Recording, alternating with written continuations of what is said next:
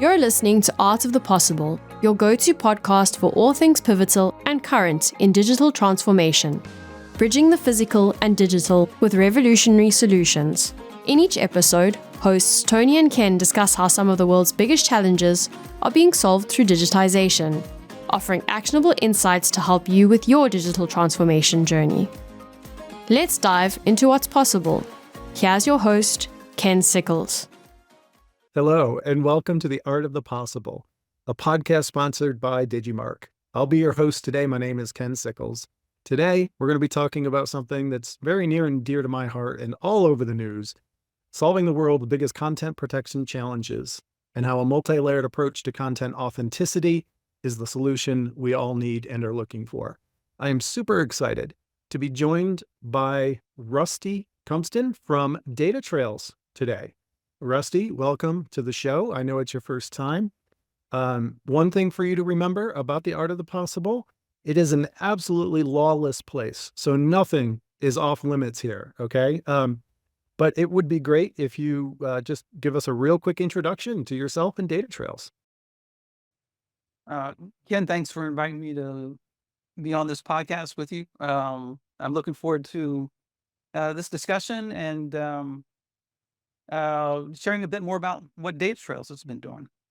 So we're working on next generation transparency technology that's aimed to fortify AI data supply chains with the tools and services they need to build responsible AI and eliminate fakes and fraud that are driving the entire content provenance and authenticity initiative to scramble and come up with innovative ways to deal with this threat. Yeah, and you said the magic two words, artificial intelligence. I think it's almost a requirement that any sort of tech podcast today include those words. So thank you for that. But I do think that really is the heart of our conversation today, right? The rise of artificial intelligence, specifically generative AI technologies and large language models, have made it very, very easy to create content, whether that content is an audio recording, a video, text-based content, an image.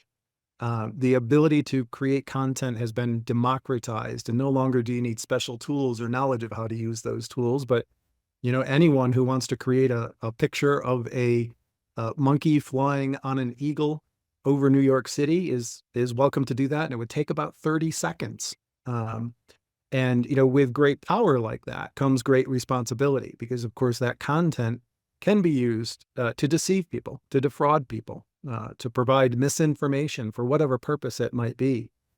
And I think as we realize the impact that these tools can have on us all, we realize that the technology industry as a whole, quite frankly, has a responsibility to make sure that these technologies get deployed in a responsible way and get deployed in a way that whoever's viewing this content has ability to understand, is this actual authentic content? Was there a monkey riding an eagle over New York City, or was this generated with AI? Or in the very least, who created this content? Tell me more about where it came from. What tools were used in the creation of this content, so I can make a judgment as to whether or not this content is authentic or trustworthy in any way, shape, or form. And that's a very big statement, of course. But I think in general, that is the challenge that we're all facing today. And it's one that's going to impact our industry for years to come. I will add one more thing, Rusty. The challenge of inauthentic content is not a new one, right? If you go back, there's a picture of Abraham Lincoln in most history textbooks. It is actually not Abraham Lincoln. It's just Abraham Lincoln's face on someone else's body. But we don't know that. But that was really, really hard to do 140 years ago. It's much easier to do today. So this is not a new problem. It's the scope and the scale of the problem that's new. I wonder, do you have any thoughts you want to share on the story that we're going to talk about today and the challenge of generative AI and content? Anything you'd like to add there? Yeah, I agree with everything you just described. This is not a new problem.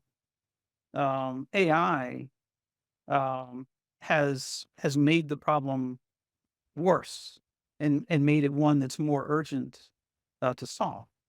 And the problem is, how do we authenticate and verify data? Um, in Over the course of cybersecurity evolution since the internet's come to be, we've dealt with network security threats, and we figured out how to deal with that. And that's still an ongoing issue. Um, we've dealt with identity threats, and there's a whole industry built around how to verify and authenticate identity. But data, we didn't worry about it as much for the most part, except for an incident uh, a decade ago where web certificates were being faked and used for fraud. And the whole World Wide Web was suddenly at risk. Um, Companies like Google were having their web certificate hacked, and it impacted millions of users. And the companies that were issuing web certificates, some of them no longer exist today because the problem was so severe that this trusted piece of data that they were generating could not be trusted. It had been hacked, faked, and used for fraud. And so the industry came together and said, we're going to solve this problem. We have to. Otherwise, the entire world is not a trustworthy place. Um, and the inspiration to solve it was because of fakes and fraud. A solution was created. And today, the entire World Wide Web makes use of this technology. And that same technology, or something similar, actually better, is what we need to solve the fake and fraudulent data issues that are exploding around us today, thanks to Gen AI.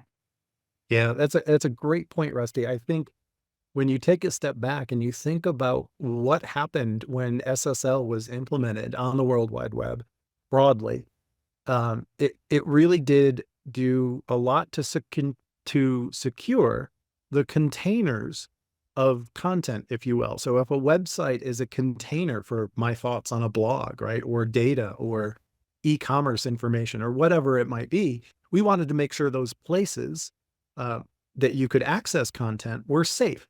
And there was transparency around whose place that was on the World Wide Web. And when you think about now, it's really just a logical next step, isn't it, to make sure that there's transparency around the content on those websites and what you're seeing, especially again, since it's so easy to create that content. And quite frankly, there are so many more websites dedicated to user-generated content today. And you mentioned a key word there that I think we should expand on just really quickly, and that was around transparency, and maybe the concept of not just transparency, but how do you make sure that the transparency is trustworthy, right? I think maybe if you could chat about that a little bit. Uh, yeah, so it's a bit of deja vu that we're in another situation now where um, whether or not it's this as an existential threat is what uh, fake and fraudulent certificates meant to the internet. We're getting close to that sort of situation with AI. Can we ever trust AI? How are we ever going to solve this? And so when that issue came up a decade ago, um, companies that were at the forefront of making the internet real and supporting it in different ways concluded the only way that we're going to know if certificates are safe and trustworthy is to build a new type of transparency service. And technology was created, and it's based on Merkle trees and proven computing science, cryptographic technologies and methods for being able to create this append-only structure where certificates can be stored, and other parties, independent third parties, can verify and validate the integrity of the ledger. So you can, today, that's how browsers work. They're checking a certificate to see if it's a known entity that has an appropriate certificate, it's not been expired, a number of other things, before your browser will take you to that website. And your browser will tell you, hey, there's an error here. You should not go there. Don't be a dummy and go to a website that doesn't have a known valid certificate. And that's all built into transparency technology that just makes the World Wide Web work. So extending that analogy a bit further, what we need today for other types of data and other types of certificates is transparency technology that enables that same type of thing to be done by any app. We have to build this thing into more than browsers. It needs to get built into the apps that power businesses and the apps that consumers are using, so that there's a way to validate the integrity and authenticity of data before we actually consume it.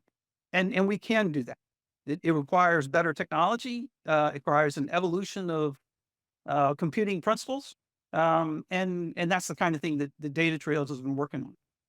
Not completely in isolation, not only by ourselves, but in the context of a community at the Internet Engineering Task Force at the IETF, to create standards that are open and interoperable methods for creating transparency services that can solve these kinds of data supply chain issues.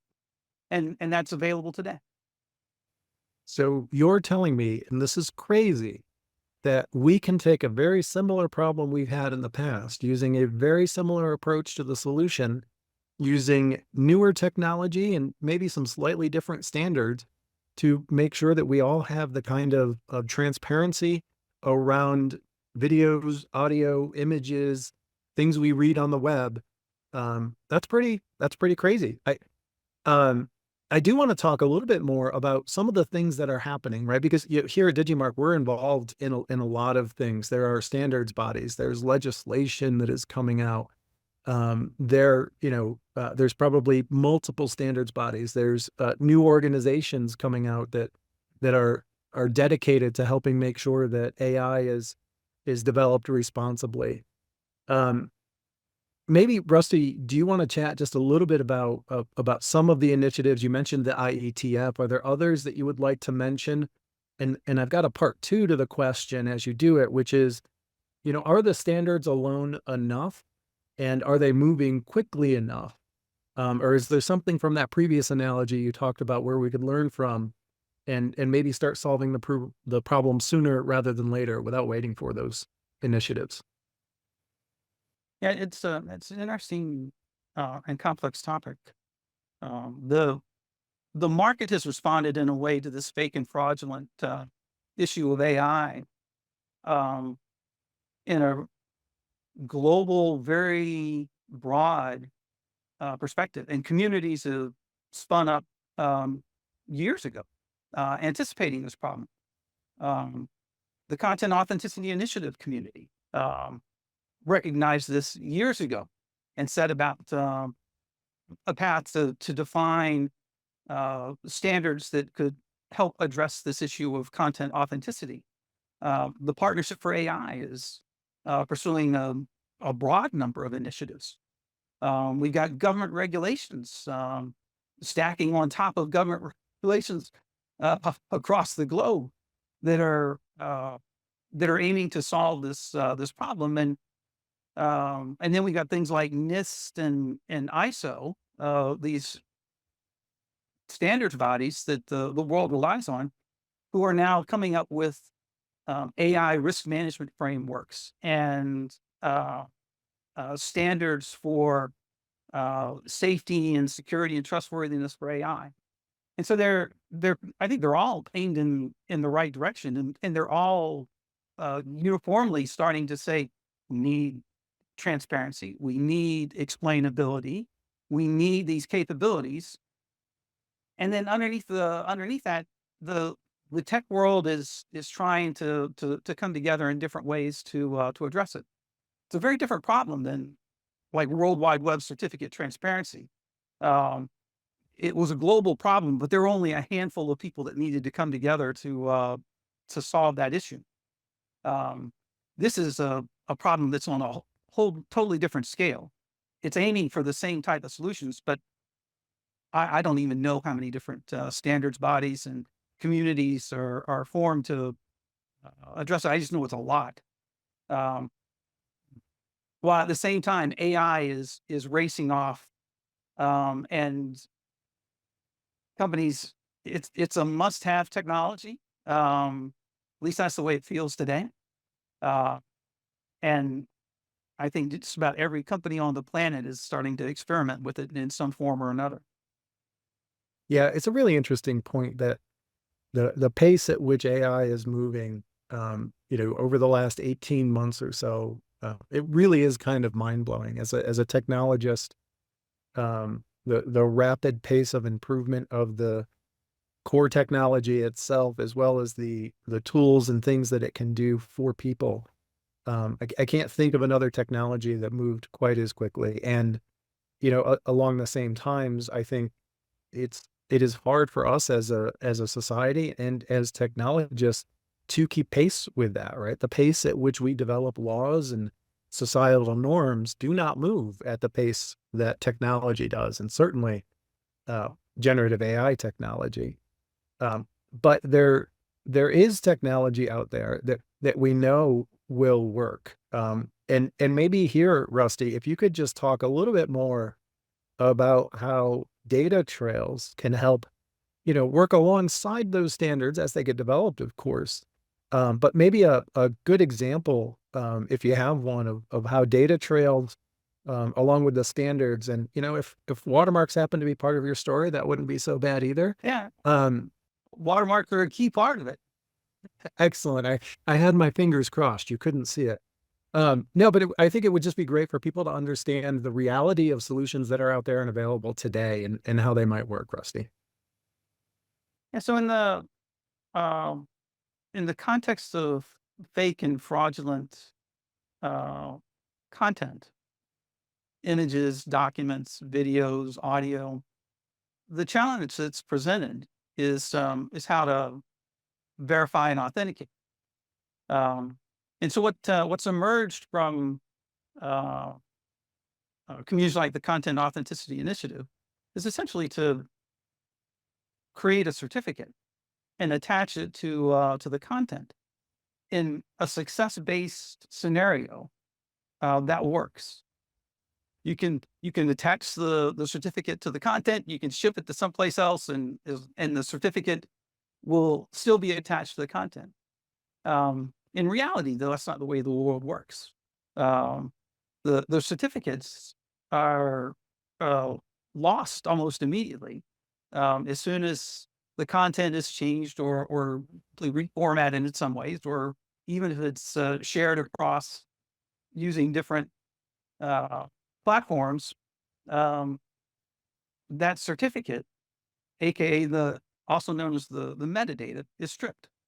You might ask, why do people strip the metadata from the content? Well, nobody wants to ship all those excess bits around. It's a transport problem. And back to my optical networking days, and this is some of the stuff I grew up with. Shipping around lots of unnecessary bits is a tax on the network. Storing unnecessary bits is a tax on whoever receives the information. So the world grew up with systems that tried to maximize the efficiency of networks and the efficiency of storage by ripping out all those unnecessary bits. Well, as it turns out, we actually need those bits. They're very important, but it's still very inefficient to ship those bits and all that extra metadata around all the time. So what the other thing that can be done is that you can watermark the content. And if you put a watermark on the content, um, that's actually fewer bits. You don't have to change as many things to create an identifier that can be included with the content. Um, and so that identifier becomes another valuable tool for being able to share content, find the identifier, and then go get the metadata. And in the context of CAI, the C2PA metadata that and the standard that's created, it does support storing the metadata someplace else. You don't have to store the metadata with the actual content. You just need an efficient way to be able to connect the metadata to the content. And that's what we've done with Digimart and DataTrails. So we can watermark content today that gives us a unique identifier store the metadata in a transparency ledger that has all these cryptographically third-party verifiable properties that people can rely on. And we can then authenticate data and prove its origin, its authenticity, its lineage, so that consumers of the information can make a decision for themselves. Is this content safe for me to use? Is it secure? Is it trustworthy? Much like we do with web certificates today, it's just built into browsers. Browsers are helping us to make that decision until we get that 404 error that says, don't do this unless you're crazy. And now we need that same kind of capability. And fortunately, we have that capability today that can get integrated into any applications. Could be integrated into a browser, could be integrated into content management applications. It can be integrated into any number of things where we want to first verify the content before we trust it. And that's the way the world's headed. Yeah. It's a really interesting, as you were talking, thinking about your analogy back to certificates and secure socket layer and how they helped, make the web a safer place. Trying to use that same analogy, we're applying certificates to content, but there's two real big differences, right? One, there's a whole lot more content than there is websites.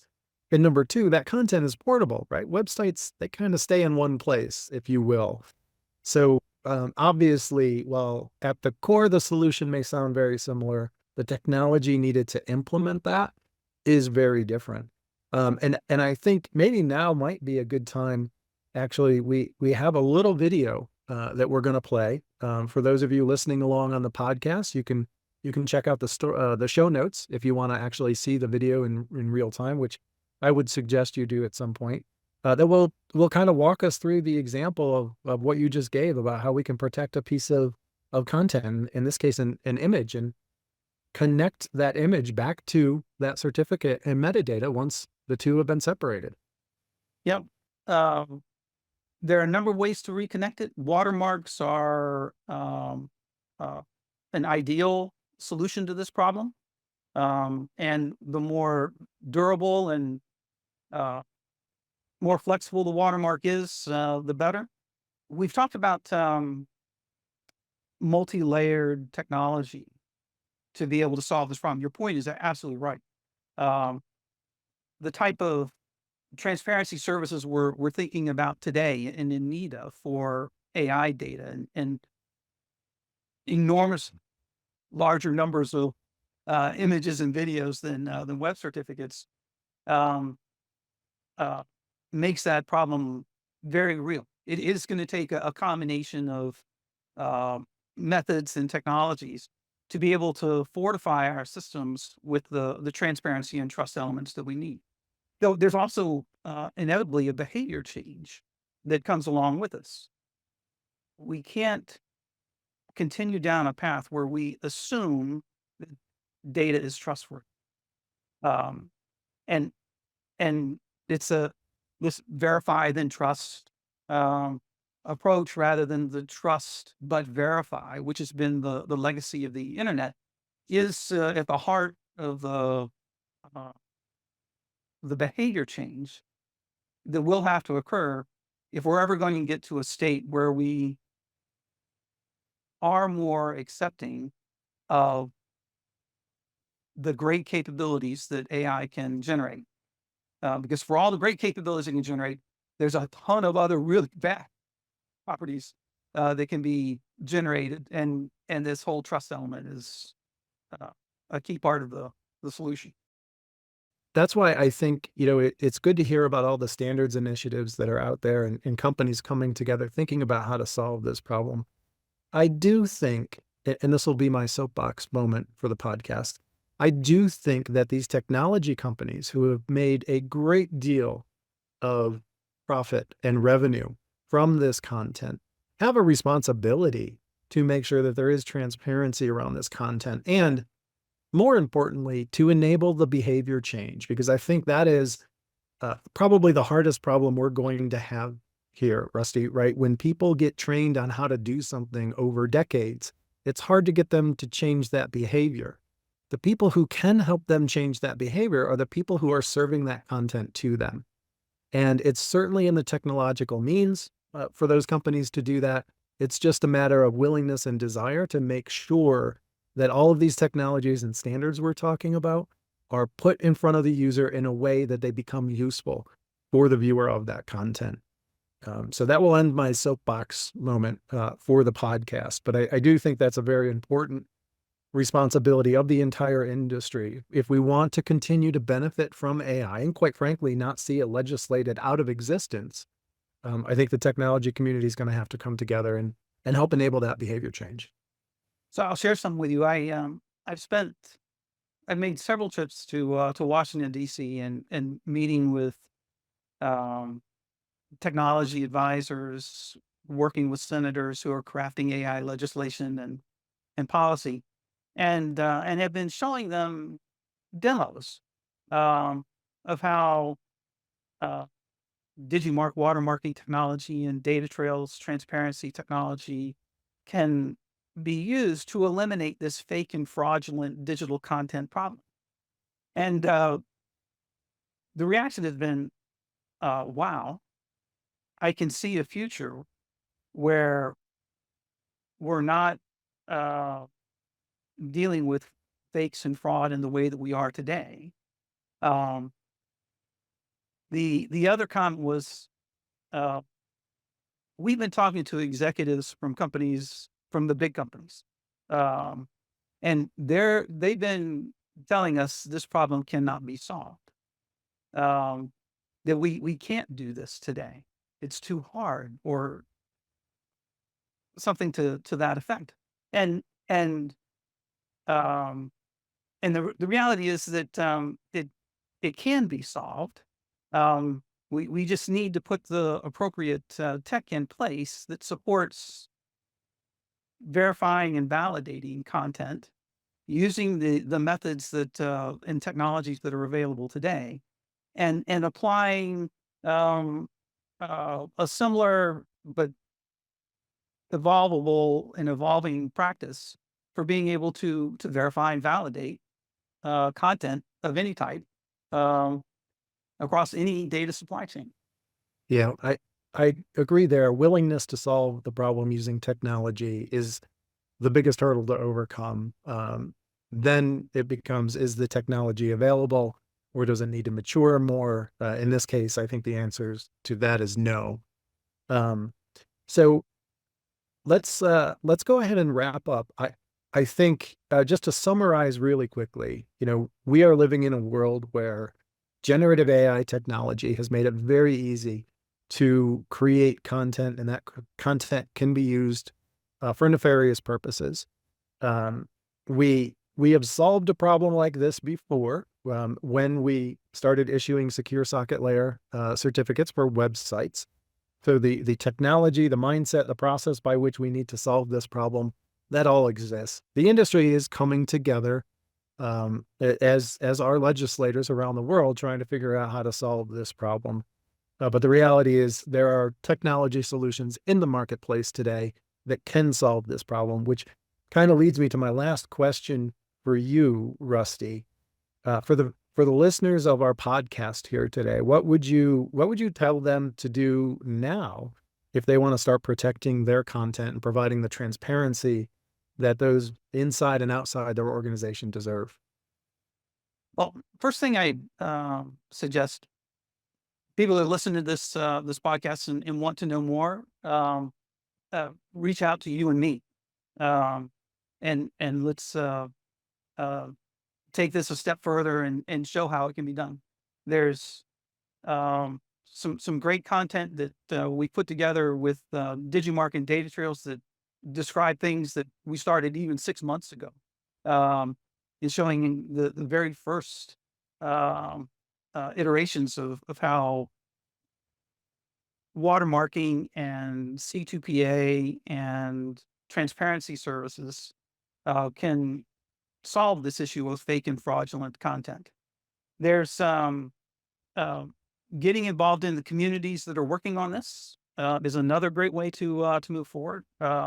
At the IETF, the working group that is pressing forward on Data Integrity, Transparency, and Trust Standards is called SCIT, SCITT.io. And you can go to the SCIT.io website to learn more about what is happening in this global community that's focusing on these standards that are essentially an evolution of Web PKI and how signing services work with transparency services and build all this up. There are standards taking place that I know you guys are involved in with NIST and others on AI safety and watermarking technologies, and that's also taking place with the C2PA community inside the Linux Foundation, and that's another great place for this to come together. And so I'd suggest those as a couple of ways to learn more and get more involved and discover what can be done today. And probably a dozen others. I don't want to leave anybody out intentionally. I just know there's so many really smart, very capable people who are concerned about safety and security and trust, and collectively as an industry and a global community that cares about this and wants a secure and safe place that benefits us all. We will solve this problem. It's just going to take more work and applying some new technology that makes this all real. I agree 100%. We will solve this problem. And I think your actions of learn more about what you can do today and get involved in the conversation with the industry are great ways to wrap up this podcast. Rusty, thank you so much for lending your time, your experience, your expertise. I hope everyone found the podcast informative today. You learned a few things, and we'll really look forward to seeing you on our next podcast. Rusty, we'll have you back again and talk about this probably a little bit more, at least once, I imagine. Great. Thanks, Ken. It's been a pleasure. All right. Bye, everyone. Goodbye. Thanks for joining us for another episode of Art of the Possible. The show notes include links to any resources mentioned in today's show. If you're enjoying our podcast, please subscribe so you never miss an episode and leave us a 5-star review.